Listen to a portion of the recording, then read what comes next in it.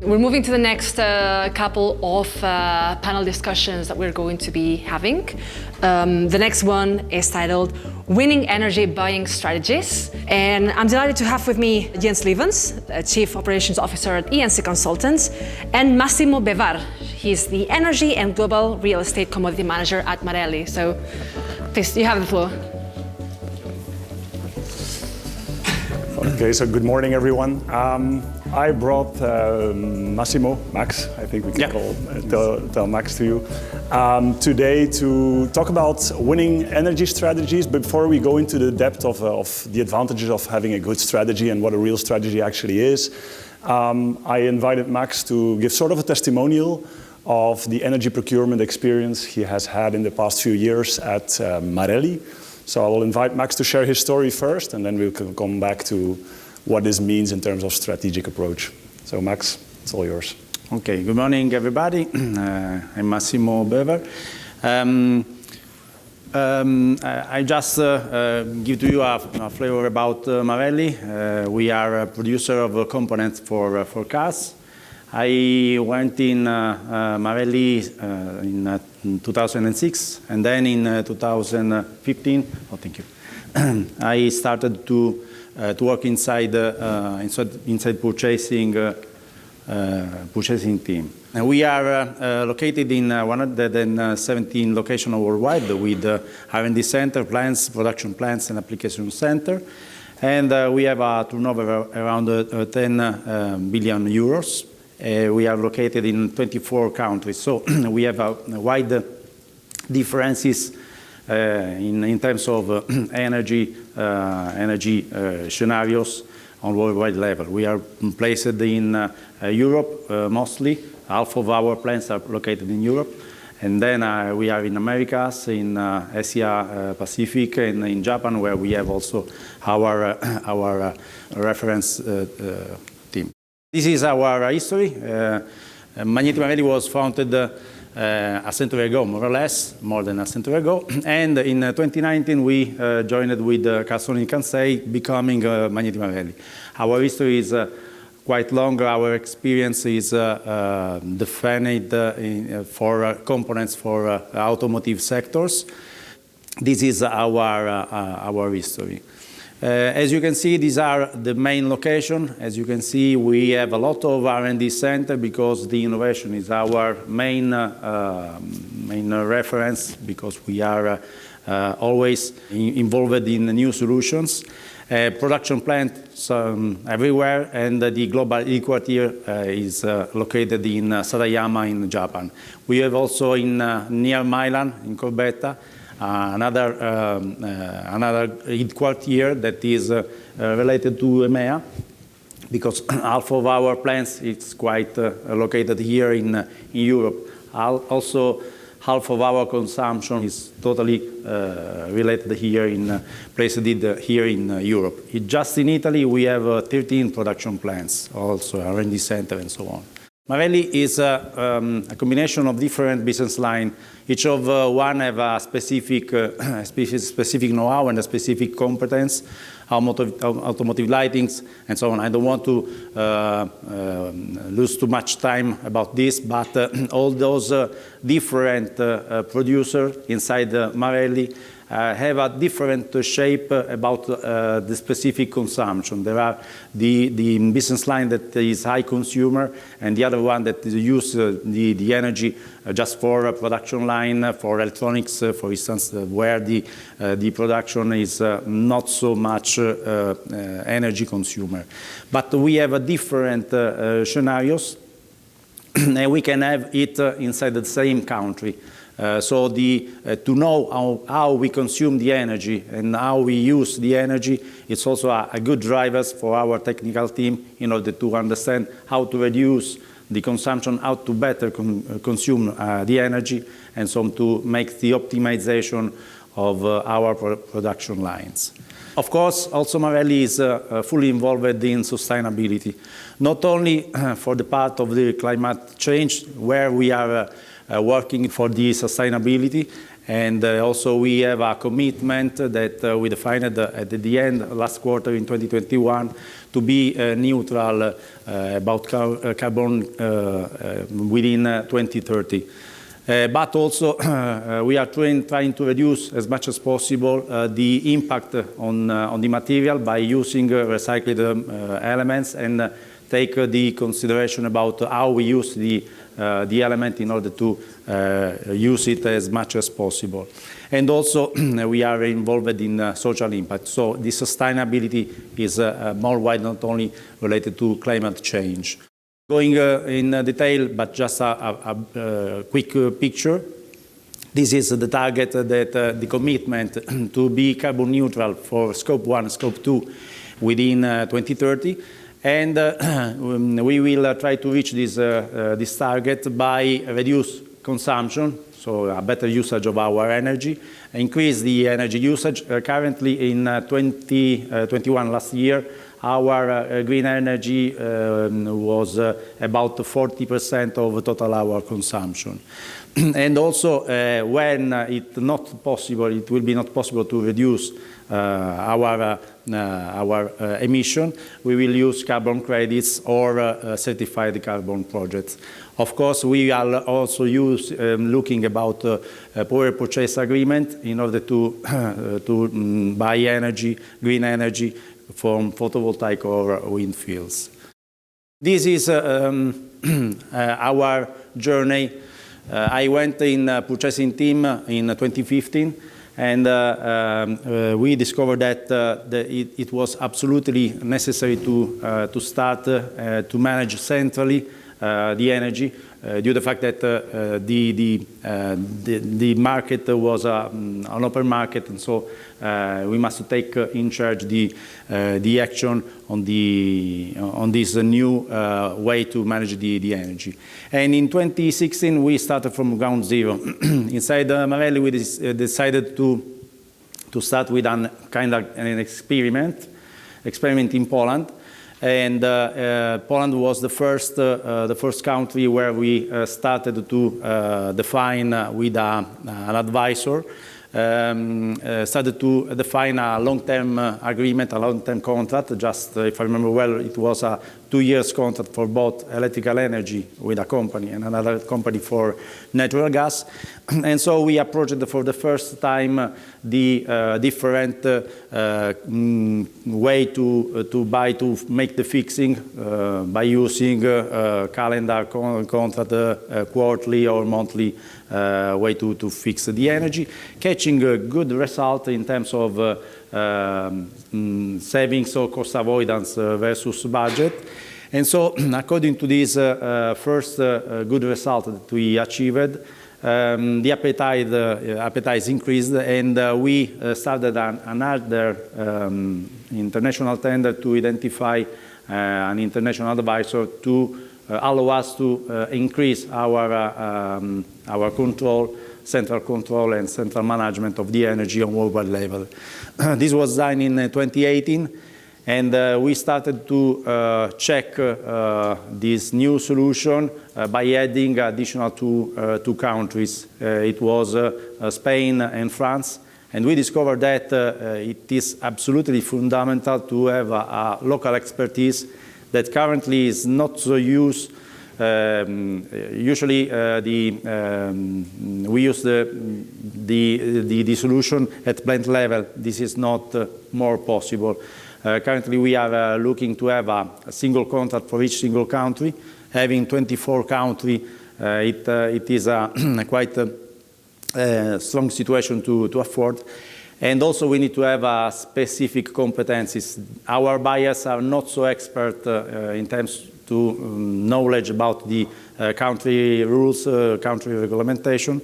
And so we are approaching this. We approached in 2018 the energy manager for the energy management for Spain and France, catching also there some good result in terms of fixed cost reduction, and also saving again versus budget. And also another point that was absolutely fundamental for us the budget securitization. Because by making the fixing during the years on the long-term contract, it's possible to have a clear picture about what we will pay for the next 3 years. So our budget, Marelli's need to have a budget as much as possible clear in order to be aware about how to sell our product at what price, mostly if those products are highly impacted from the energy point of view.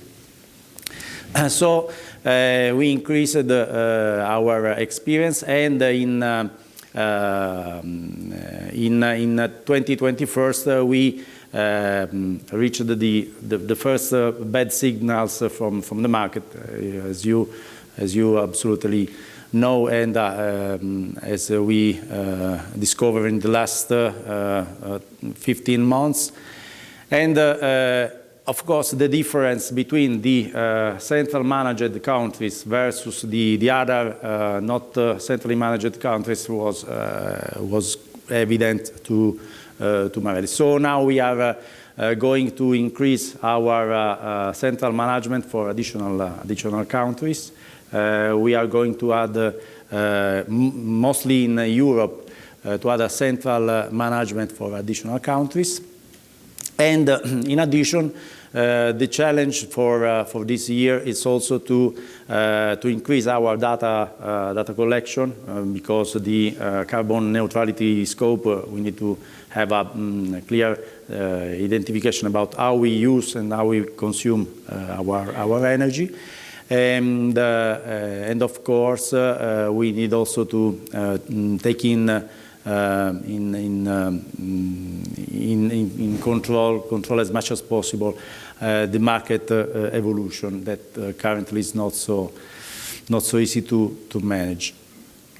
One point that is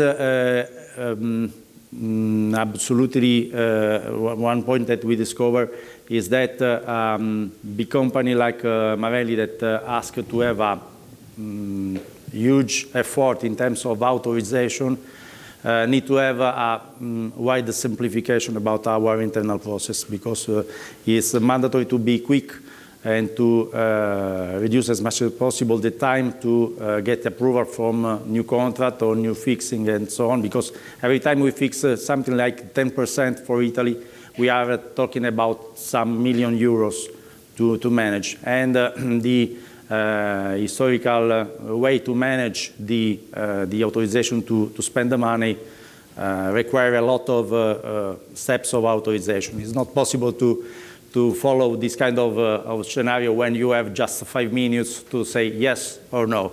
So we are moving to be much more quick and to start this kind of authorization in a very quick way.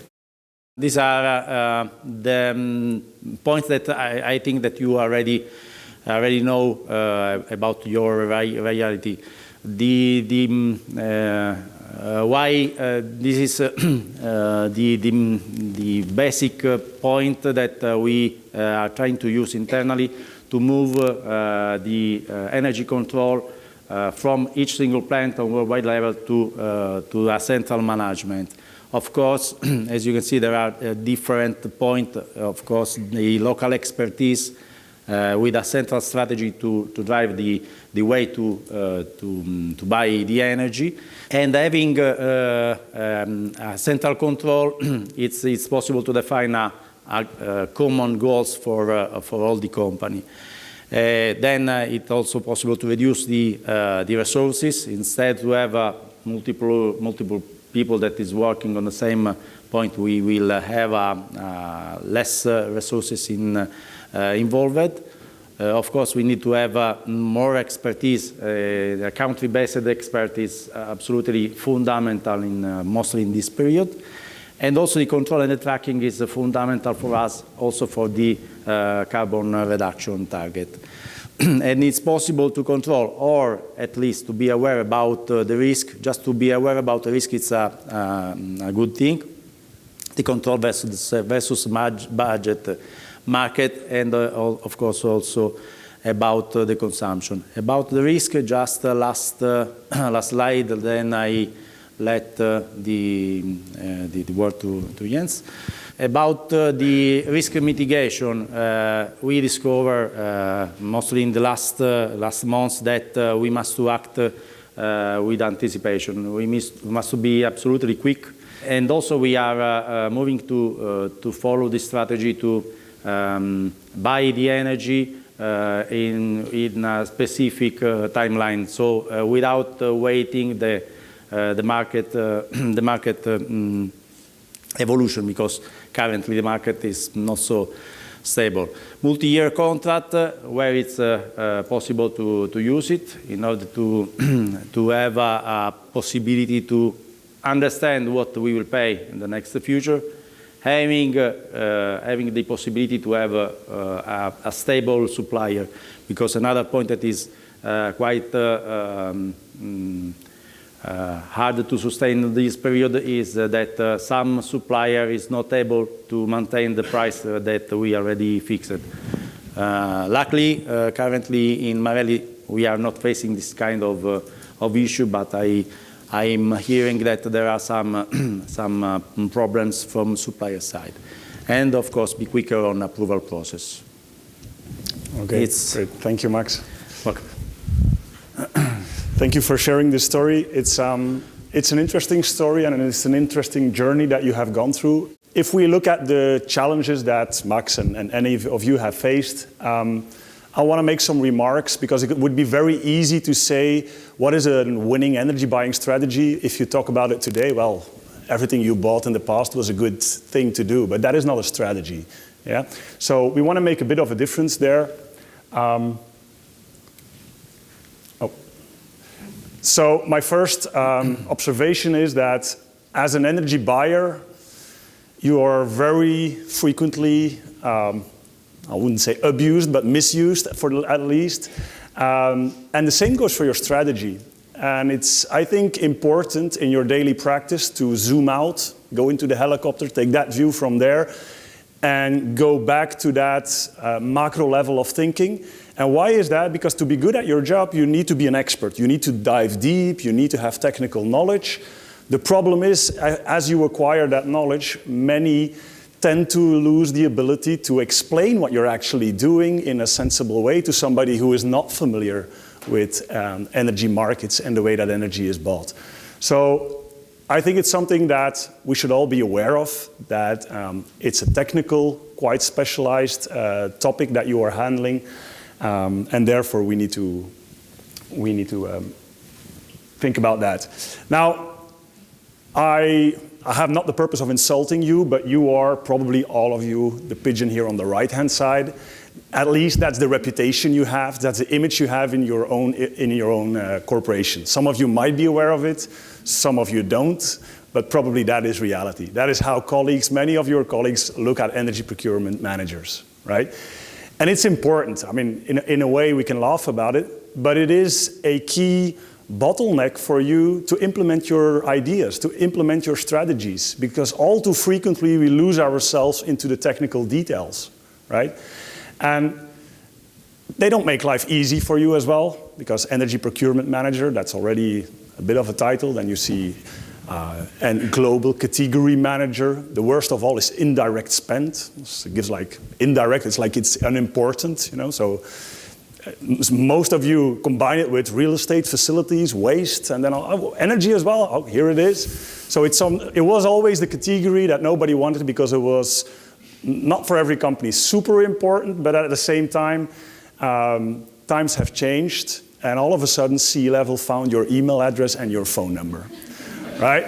So now they need to get talking with that wise nose type of energy buyer, who is, and what are we doing? Are we hedged? All these questions come to you and you need to explain. And the first reaction you have is probably like, okay, where do I start? I'm actually sleeving a volume into this contract and then I did a fixing, but I unfixed and I have a strategy, but I'm using my value at risk and I'm changing this and that. Of course, people don't understand you. And this is the biggest problem we always have. And it's a consequence of your passion for what you do. It is incredibly interesting. But we lose ourselves a little bit too much in it. And again, when implementing a successful strategy, this is a key blocker that you have. I summed up a bit like 2 categories of why you do have a problem when you want to have a successful strategy. On the left-hand side, you see a bunch of at random picked terms which are not strategies. There is a key difference between a strategy and risk management tools or a certain tactic. The analogy with military or with sports is the same. There is a difference between tactics and strategy. And that's already 90% of mistakes are made there. This is the situation, this is what we want to do, we want to buy energy for this company to be successful.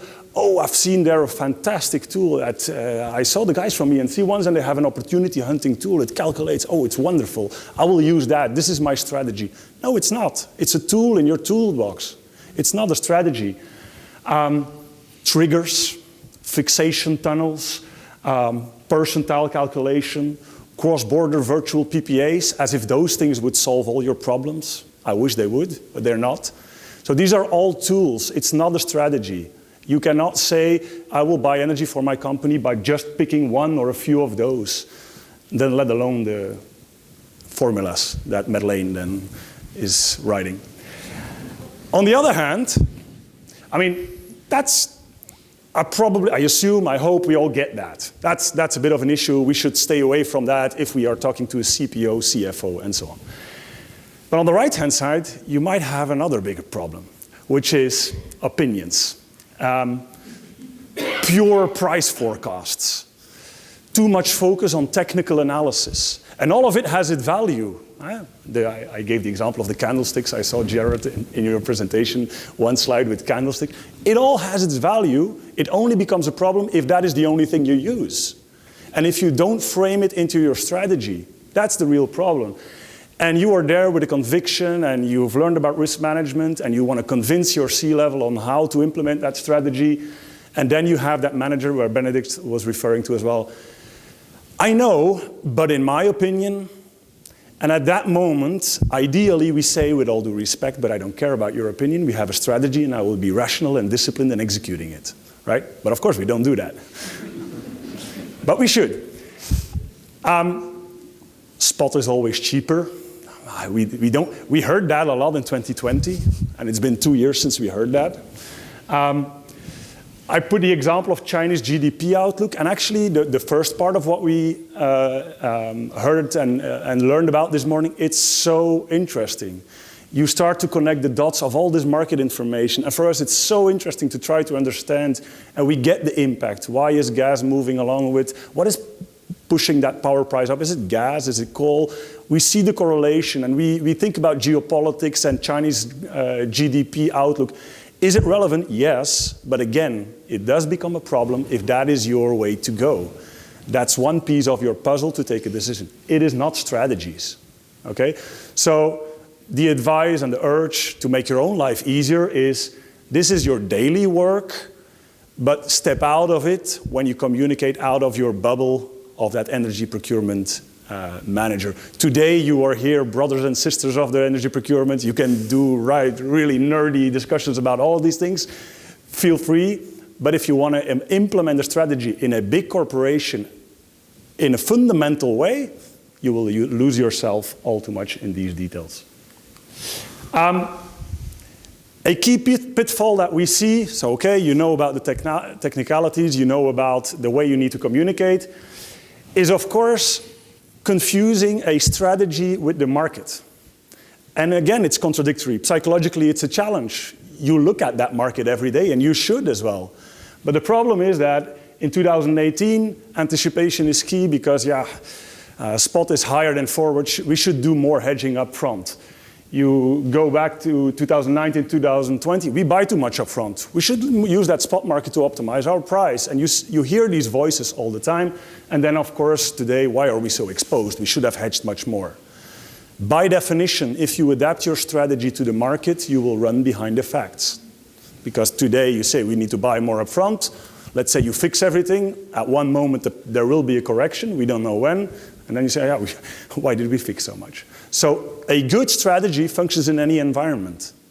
So again, take that one level higher and think about it that way.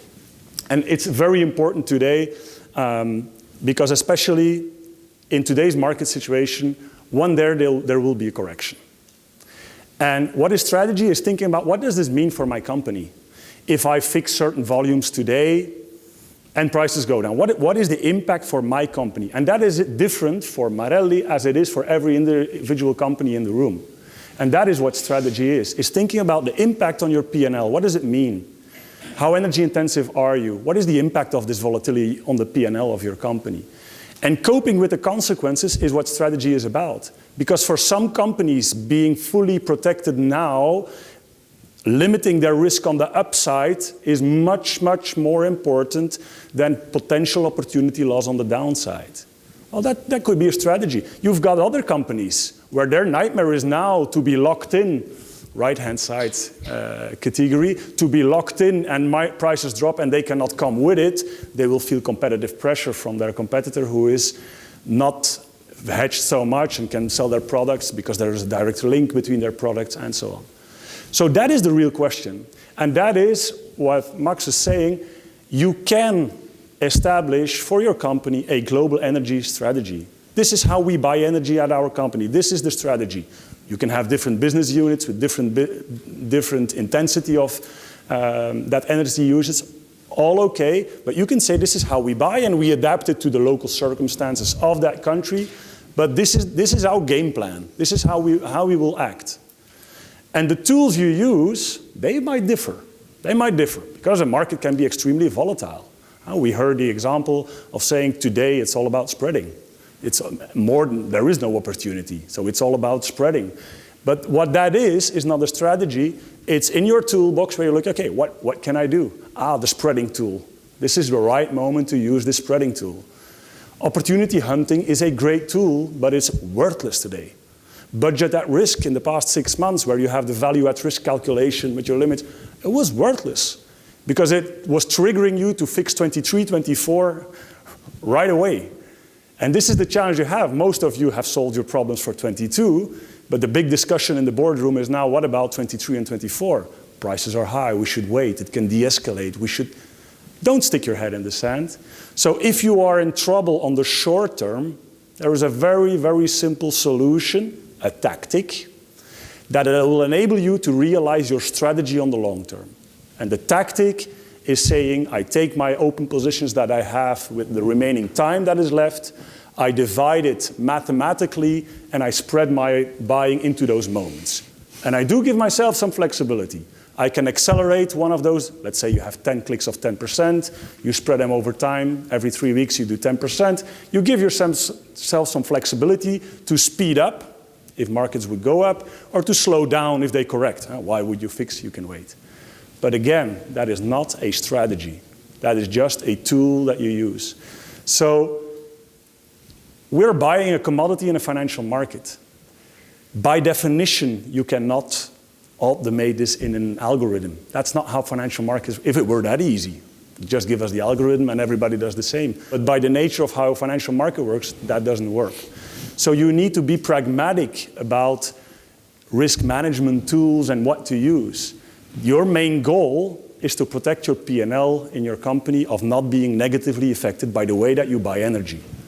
The only way where that is not the case, where you might have a different type of strategy, is when you're a trader in an energy supplier's company trading on the wholesale market. Because their business is to make money on trading energy. Yours is not, for none of you. You all need energy, and clearly you want less and less, to be less and less dependent on it, but you just need energy to produce your products. That's your main goal, right? And that is something that is all too frequently forgotten. And it's very hard to fight against it because we are blinded by short-term events, the pain we still feel from that previous mistake, and it influences our thinking. So it's very important in the day-to-day activities that you have, in all the flood of market intelligence that is thrown at you, to make a distinction. Very interesting, great, what will I do with it? And how can I frame every single decision that I make into the global framework of my strategy? As long as I don't have the possibility to put it in there, I will be in trouble. That's speculation, okay? Now, when setting up a strategy or reviewing your strategy, it's important to take your time to align. So aligning internally is very important. C-level, treasury, production. Think about volume commitments. If you want to go into a PPA, for example, it's good to know what expected volumes will be. Legal department for normal supply contracts, also for PPAs especially. Sustainability goals, they need to become an integral part of your energy procurement strategy. You cannot talk about, if you're an energy buyer today, sustainability, decarbonization is an integral part of your job. And some companies started with the idea that they would separate it by hiring a sustainability manager.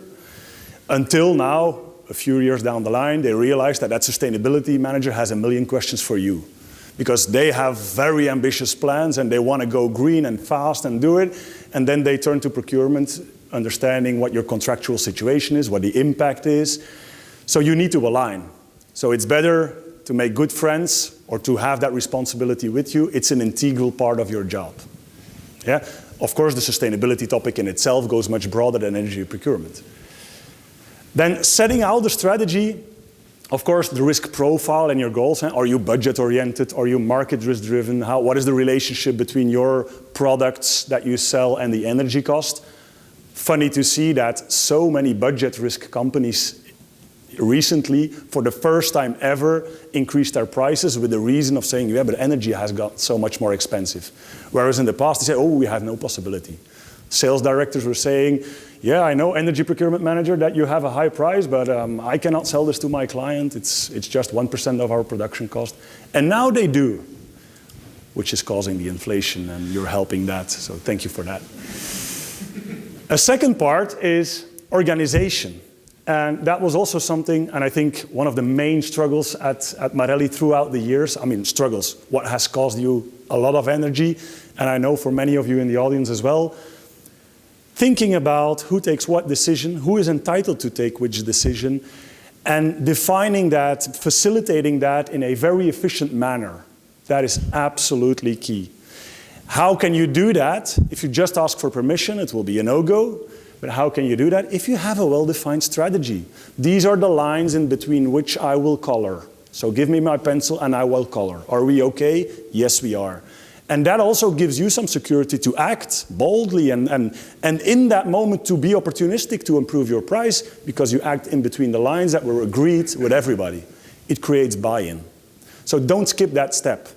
Don't be that wise. No, just say, don't worry, it's complex, I'll take care of it. You'll get into trouble if you do that.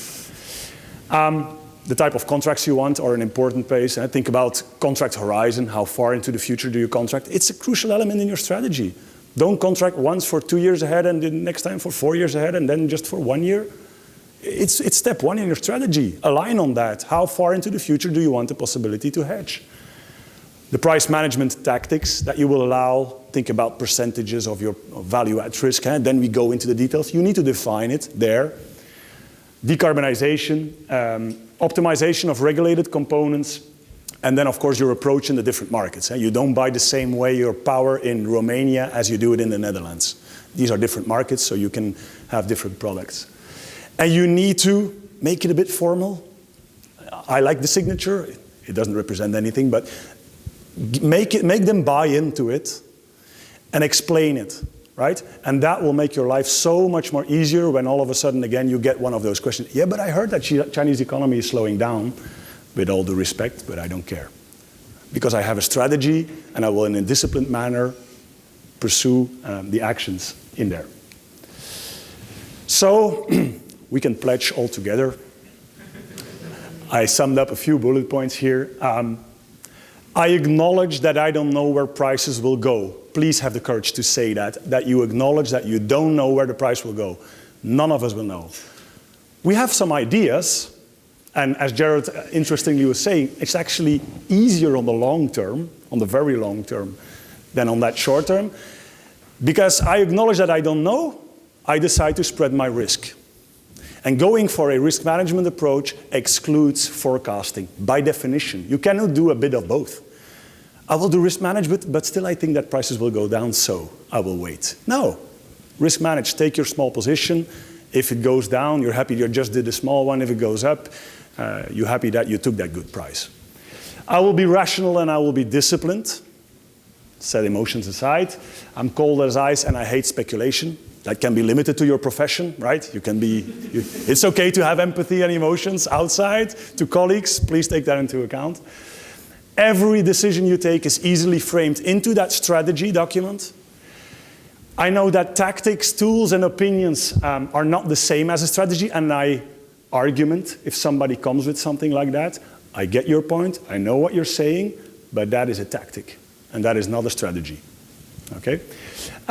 In extreme market circumstances, speak today, I might choose a different tool from that toolbox, that spreading example, but I never lose sight of my main strategic objectives. So I don't lose myself in speculation.